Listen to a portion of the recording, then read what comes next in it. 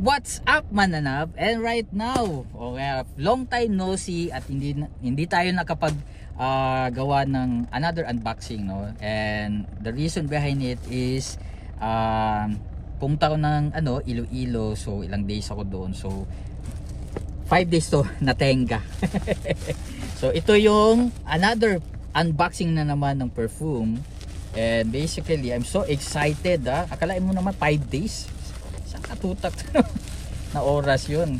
Kumbaga na ano natin yung rules, no? But ano naman yun, exempted naman yun kasi nandun nga ako sa Iloilo. So bubuksan na natin tong tong parcel, no? So yes, actually nalimutan ko pa kung ano to siya, no? Pero ang pagkakaalam ko is isa to sa masasabi natin na talagang legit, no, na perfume based sa reviews na search ko. So ito na yun siya, guys. Okay, hindi pa pala, karton pala to. Merong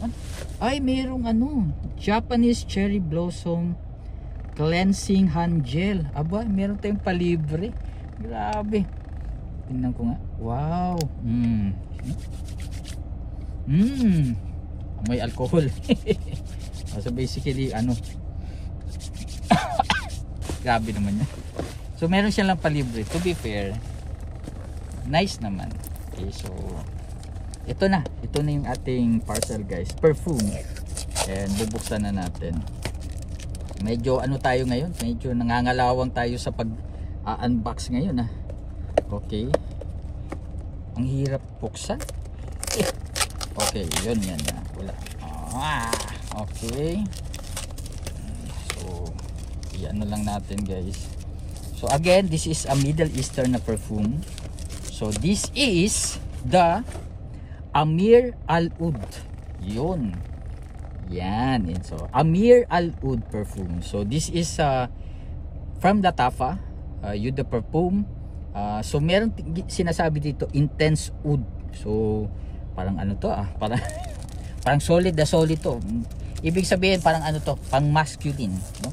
I don't know kung pwede to unisex, pero i-check natin syempre. Yan. Maganda dito, meron tayong dito, hologram. Ayun, no? Maganda yan. It's a good sign. And nice din yung kanyang carton, yung kanyang box. Mayroong mga design. This is the front, this is the back. And ito. Okay, meron pa siyang barcode. So bubuksan na natin. Ayun, check na. Very simple, Tafa. Op, baliktad. Dito dapat, dito. Op, ayun, ay ganda, grabe. Ilang ml to? 100 ml, pero parang marami siya tingnan. Maybe because of the design. Ang haba, ay grabe, solid na solid. And the cup is gold. So I don't know kung ilalagay ko to siya sa gold na box or na lalagyan, because yung mga ko kasi collection ko is based sa color.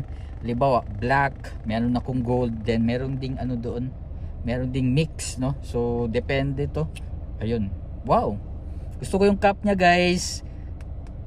I don't know kung siya, very hard siya. So magandang magandang quality yan. Okay, so check na natin yung kanyang amoy. Okay, so the first, syempre wala nga. Pangalawa, meron na konti, pero hindi ko aamuyin.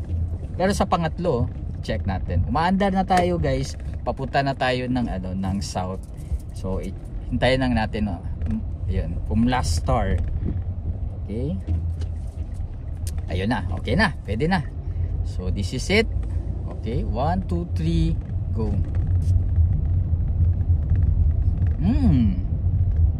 Wow, parang gourmet siya in a sense. Wow, bango siya, to be fair. Check naman natin sa wrist. Okay, ang ganda ng spray niya. Tingnan nyo, guys, spray nyo. Gusto ko yung spray ano niya, yung atomizer niya.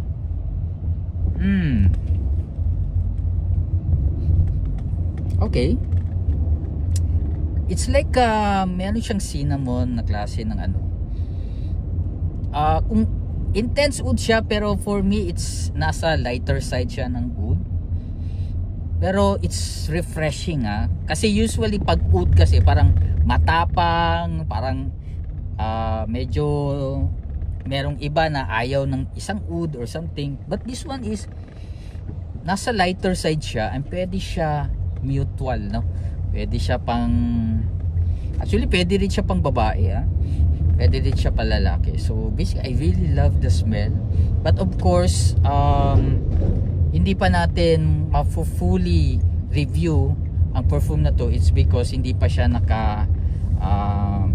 hindi pa natin i-macerate, no, or maturate perfume na to. So ipapa-maturate muna natin to. So spray lang natin. Usually ang ginagawa ko for maturation is ilang spray na ba yun? 1, 2, 3, 4. So mga 15, 5, 6, 7, 8, 9, 10, 11, 12, 13, 14, 15. Okay, then ilagay na natin sa box kasi doon na natin siya yan.